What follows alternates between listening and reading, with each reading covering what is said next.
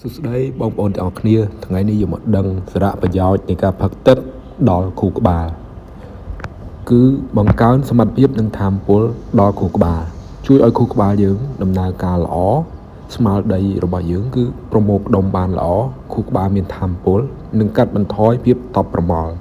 ផ្ទុយទៅវិញបើសិនជាខ្វះជាតិទឹកខួរក្បាលយើងនឹងធ្លាក់ចុះសមត្ថភាពជាក់ជាមិនខានហើយរបៀបដែលផឹកទឹកបានត្រឹមត្រូវទី1គឺមានរូបមន្តនេះរូបមន្តដូចនៅក្នុងរូបភាពគឺ40មីលីលីត្រគុណជាមួយនឹងគីឡូរបស់យើងគិតជាគីឡូក្រាមទី2គឺផឹកទឹកតិចយឺតជួយឲ្យទឹកនឹងជ្រាបចូលទៅយឺតមានន័យថាវានឹងកាត់បន្ថយការដាក់សម្ពាធទៅលើតម្រងនោមនិងបេះដូងទី3ផឹកទឹកឲ្យបានទៀងទាត់មានន័យថាយើងមិនចាំបាច់ដល់ស្រេកទឹកបានផឹកទេព្រោះ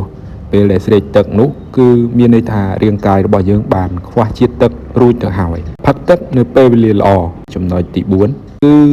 ពេលវេលាល្អមានដូចជាពេលយើងក្រោកពីគេងពេលយើងផឹកទឹកទៅជួយឲ្យកាពះរបស់យើងនឹងស្អាត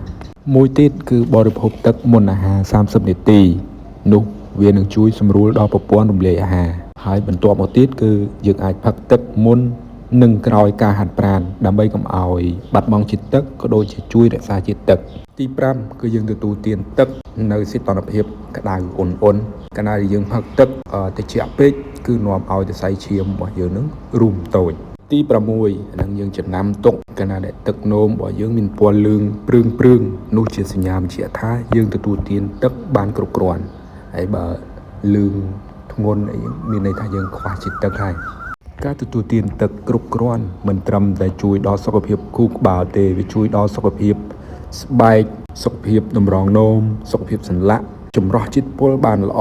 ហើយជាពិសេសធ្វើឲ្យយើងក្មេងជាងវ័យផងដែរអរគុណសម្រាប់ការតាមដានវីដេអូ